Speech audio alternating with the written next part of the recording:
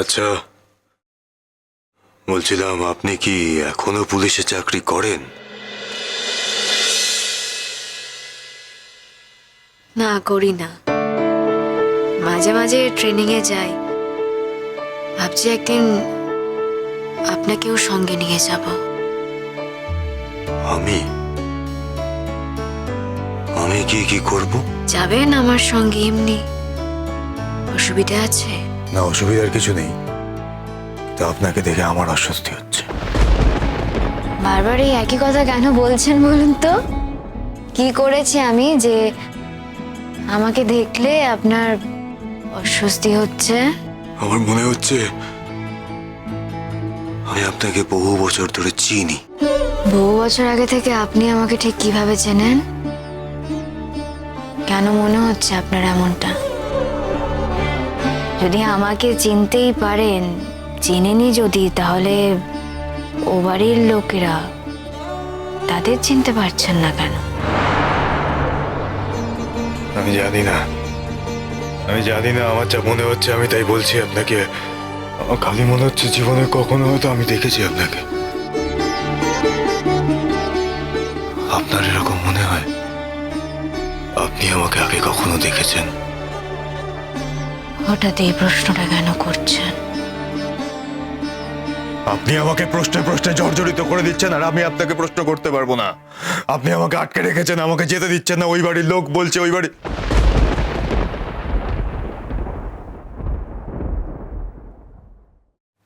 বাড়ির লোকজন বলছিল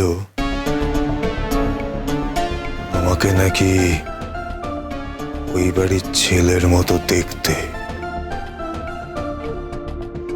আপনার সঙ্গে ওই বাড়ির ছেলেরই বিয়ে হয়েছিল না? আমাকে দেখে আপনার ওনার কথা মনে পড়ছে? আপনি কাঁদবেন না। আপনি কাঁদলে আমার কষ্ট হয়। কেন?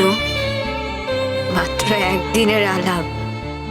এই একদিনের আলাপে আমার জন্য আপনার কষ্ট কেন হবে? সেটাই তো বুঝতে পারছি না যে আপনি কাঁদলে আমার কেন কষ্ট হবে।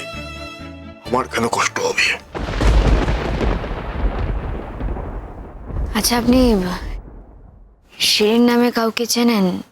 শুনেছেন এই নামটা? শিরিন? না, এ নাম আমি শুনিনি। শোনেনি?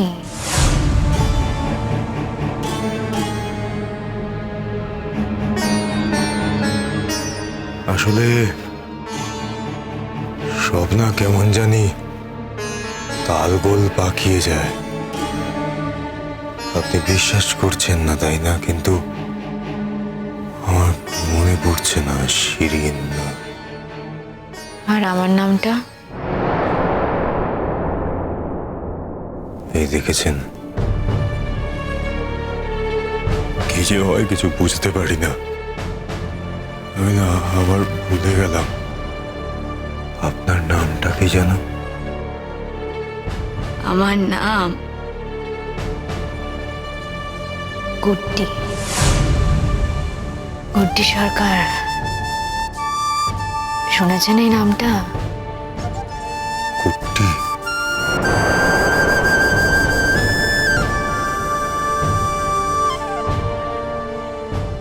কুট্টি? কুট্টি? গুড্ডি? কি যেন ডাকতো, কি বলতো? গুড্ডি, গুড্ডি, গুড্ডি। ছেড়ে দিন না, এসব আর ভাবতে হবে না। আপনি খাবারটা খেয়ে নিন, ঠান্ডা হয়ে যাচ্ছে।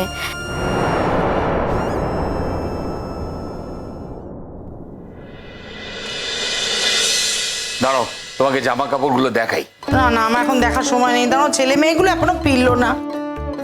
এই তো কি হচ্ছে? এই এত দেরি করে ফিরলি কেন রে তোরা? হ্যাঁ আরে হ্যাঁ, খাওয়া দাওয়া কিছু নেই, তখন থেকে আমরা না খেয়ে বসে আছি। আর না খেয়ে কেন বসে আছো? আরে ওর বাড়িতে গিয়ে ওর মা কিছু না খাইয়ে ছাড়বে, হয় নাকি? তা আমি জানবো কি করে? আমি যখন ফোন করলাম তখন তো বললি যে তোরা এসে খাবি। আচ্ছা শোনো না, আমরা খেয়েছি ঠিকই, তবে এখনো আমাদের একটু জায়গা ফাঁকা আছে। কি আছে তো? বাবা, আমার নেই, তোমার আছে? বাহ, ঠিক আছে। শোনো না মাম্মা, আমরা একসঙ্গে খাবো। ও বাবা, তাহলে ওই লোকটা এলো না? ওই লোকটা এলো না মানে? ও তো ওই গুড্ডির বাড়িতে গিয়েছিল। তোমরা কি ওকে ওখানে রেখে এলে নাকি? না না দাদা, আসলে কি বলতো, মাম্মামি বললো যে ওনার সঙ্গে একটু কথা বলতে চান, বিকেলের মধ্যে হয়তো চলে আসবেন। আরে আমি যে ছেলেটার জন্য জামা কাপড় কিনে নিয়ে এলাম। হ্যাঁ, বাবা পারলে তো গোটা বাজারটাই তুলে আনতো। আচ্ছা তোমরা কেন এত বাড়াবাড়ি করছো বলো তো? হ্যাঁ, এতগুলো জামা কাপড় আগের দিন আনলে আবার আজকে। ও তো অনুজ নয়, অনুজ ভেবে ওর জন্য কেন এত কিছু করছো বলো তো? তুমি ঠিকই বলছো, অনুজ নয়, কিন্তু অনুজের মতো দেখতে তো একজন কেউ। বুকের ভেতরটা কতকাল ধরে ফাঁকা হয়েছিল। আজকে মরণের আগে ছেলেটা এসে আমাকে অন্তত একটু শান্তি দিয়ে গেল, তাই না? আমার কি মনে হয় জানেন তো বাবা, সবই ঠিক আছে, কিন্তু এত তাড়াতাড়ি কাউকে বিশ্বাস করাটা উচিত নয়। ওরে বাবা, এতে এত বিশ্বাস অবিশ্বাসের কি আছে আমি তো বুঝতে পারছি না। একটা লোকের সঙ্গে মিল পাওয়া গেছে, তাই তো? উনি এখন জানেন না উনি কোথায় থাকতেন, মনে পড়ছে না। উনি যখন মানে মনে করতে পারবেন ওনার বাড়ি কোথায় ছিল, কি ব্যাপার, তখন চলে যাবেন, মিটে যাবে। না কিন্তু এইরকম একরকম দেখতে দুজন মানুষ হতে পারে? এই প্রশ্নটাই আমার মনে বারবার উঁকি দিচ্ছে। আমার মনে হয় কেউ কি দিচ্ছে না। আমার তো মনে হচ্ছে ওই মনে হচ্ছে হয়তো ওই এরকম তো হয়, মানে বই টইতে পড়েছি। তারপরে এমন মাঝে মাঝে একটা কথা বলে ফেলছে না, যে আমার তো একেবারে মানে পিলে চমকে যাচ্ছে। দেখ, ওর তো এই সমস্ত কথা জানার কথা নয়। ঠিক, সেটাই তো আমার আরো সন্দেহের কারণ হয়েছে, আরো চিন্তার কারণ হয়েছে। আমি তো ভাবতেই পারছি না যে অনুজ নয়। অনুজের জায়গাটা তো আমি ওকে দিয়েই ফেলেছি, সেটা আমার ঠিকই হোক আর ভুলই হোক। মামামও কিন্তু ওকে অনেক কোয়ারি করেছে। হ্যাঁ, গুড্ডির ওপরে আমার ভরসা আছে। প্রথমত ও একজন দুধে পুলিশ অফিসার ছিল, দ্বিতীয়ত ওই ওকে সবচেয়ে বেশি কাছ থেকে দেখেছে। কাজে গুড্ডির ওপর আমার ভরসা আছে। যদি গুড্ডি বলে যে এ অনুজ, তাহলে এ অনুজ।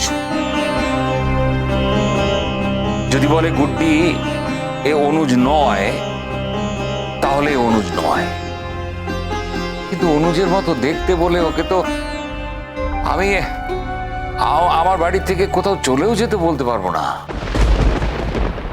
এবার আসুন, খাবারটা কিন্তু না খেলে সত্যি সত্যি ঠান্ডা হয়ে যাবে। এখন আর যাওয়ার কথা বলবেন না, বিকেলে আমি নিজের হাতে আপনাকে কাবাব বানিয়ে খাওয়াবো। জানেন, কে যেন আমাকে নিজের হাতে কাবাব তৈরি করে খাওয়াতো। সে তো আমি তো খাওয়াতাম। অনুজ বলতো আমার মতো কাবাব আর কেউ বানাতে পারে না। এই লোকটা একই কথা বলছে কি করে? তাহলে কি কোনোভাবে অনুজ ফিরে এসেছে আমার জীবনে? এ কি, আপনি আবার কাঁদছেন কেন? বুঝেছি, আপনার স্বামীও নিশ্চয়ই কাবাব খেতে খুব ভালোবাসতো। আপনার স্বামীর কি হয়েছিল? না, ঠিক স্বামীও বলা যায় না, ডিভোর্স হয়ে গেছিল, অন্য একজনকে পরে বিয়ে করেছিলেন।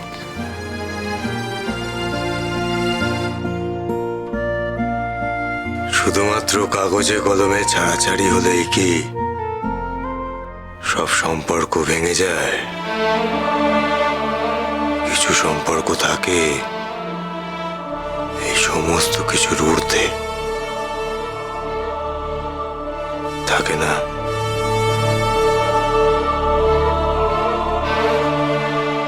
আমি খালি দেখতে পাই একটা উঁচু পাহাড়, সেই পাহাড় দিয়ে একটা মেয়ে লাফিয়ে লাফিয়ে চলে যাচ্ছে, ওড়না ওড়াতে ওড়াতে। তারপরে একটা জঙ্গলের মধ্যে দিয়ে যেতে গিয়ে পড়ে গেল।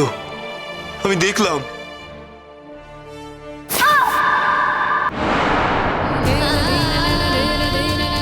আমি তার কাছে গেলাম। আমি দেখতে পাই, জানেন, আমি তার পায়ে ওষুধ লাগিয়ে দিচ্ছি।